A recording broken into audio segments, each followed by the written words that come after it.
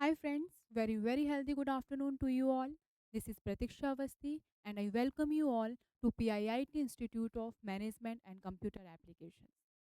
So in this video, we will discuss about all the 5 units of business communications topic wise. So without wasting any time, let's go to first unit.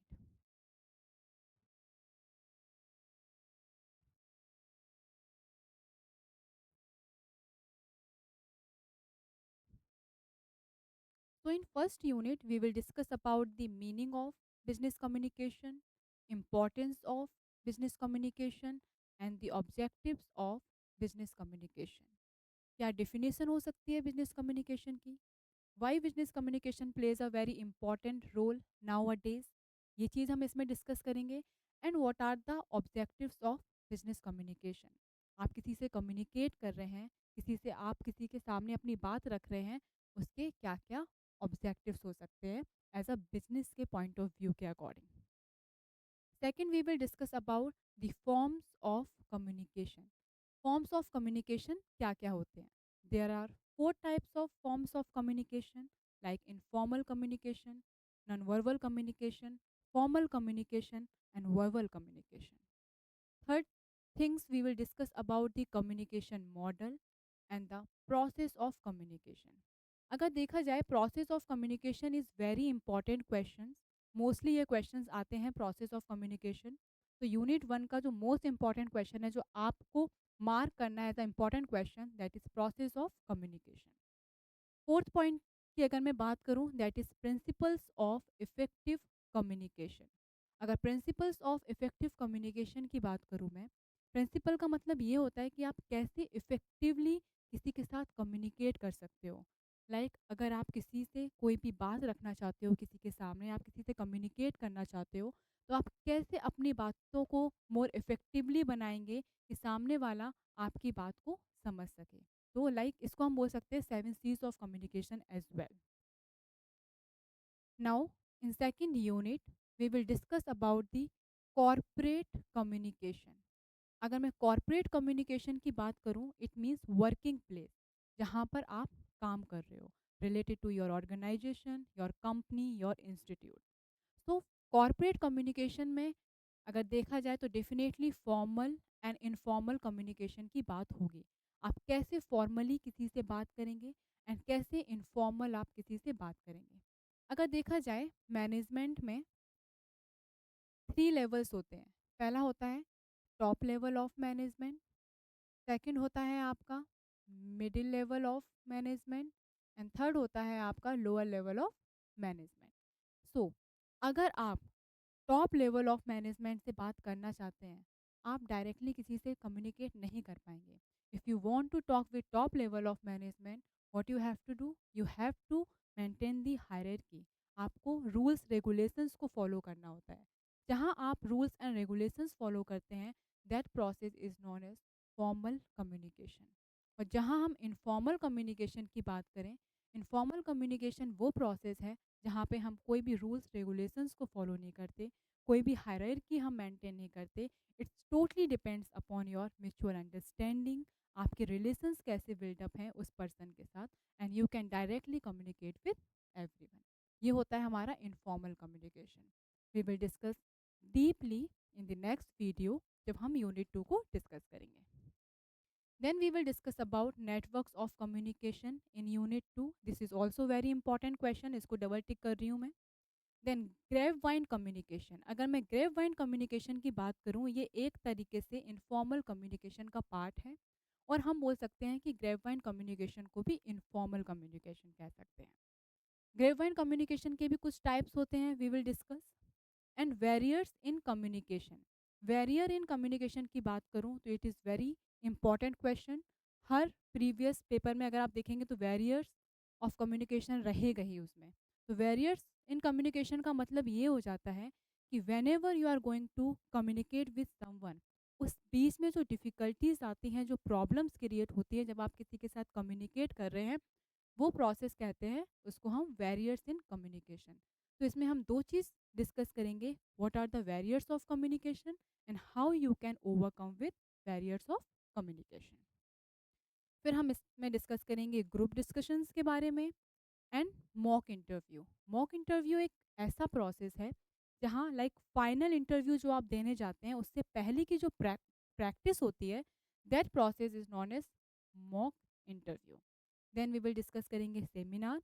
Seminar different different types के seminars होते हैं related to technology, guest lectures हो गए आपके, आपके education से related हो गए, different types of seminars we will discuss. Then individual and group presentation. अगर इंडिविजुअल प्रेजेंटेशन की बात करूं, जैसे मैं अभी इंडिविजुअल ही आपको प्रेजेंट कर रही हूँ। फॉर एग्जाम्पल अगर मेरे साथ यहाँ पे एक दो लोग और होते, मेरे मेंबर्स ग्रुप मेंबर्स होते, तो क्या हो जाता, वो मेरी ग्रुप प्रेजेंटेशन हो जाती। We will discuss briefly. Now the time for unit third. Unit third में अगर देखा जाए, हमें जो हमारा मोटिव है यूनिट थर्ड को रीड करने का, दैट इज बिजनेस लेटर। हम इसमें दो तरीके के लेटर को रीड आउट करेंगे। पहला होगा हमारा बैंक से रिलेटेड लेटर, दूसरा होगा हमारा इंश्योरेंस कंपनी से रिलेटेड लेटर। बैंक से रिलेटेड जो लेटर होगा वो हमारा होगा लोन, कि आप जो लोन्स लेना चाह रहे हैं वो चीज़।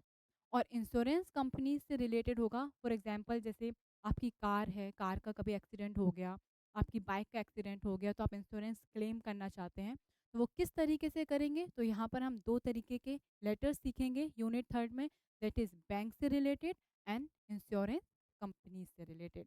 तो we will focus on business letters only unit third. Then we will discuss about unit four. Unit four का अगर देखा जाए, मोस्ट ऑफ द क्वेश्चंस जो हैं आपके यूनिट फोर से आएंगे, बिकॉज इसमें कंटेंट भी बहुत ज़्यादा है और कुछ कुछ बेसिक क्वेश्चंस हैं जो मोस्टली आपके एग्जाम्स के टाइम आते हैं। तो यहाँ हम डिस्कस करेंगे oral and non verbal communication. Oral communication एक वैसा प्रोसेस है जहाँ पे आप ओरली अपनी बातों को प्रेजेंट करते हैं। जैसे मैं अभी आपके साथ क्या कर रही हूँ, ओरली आपके साथ कम्युनिकेट कर रही हूँ, तो ये क्या है, मेरी ओरल प्रेजेंटेशन है।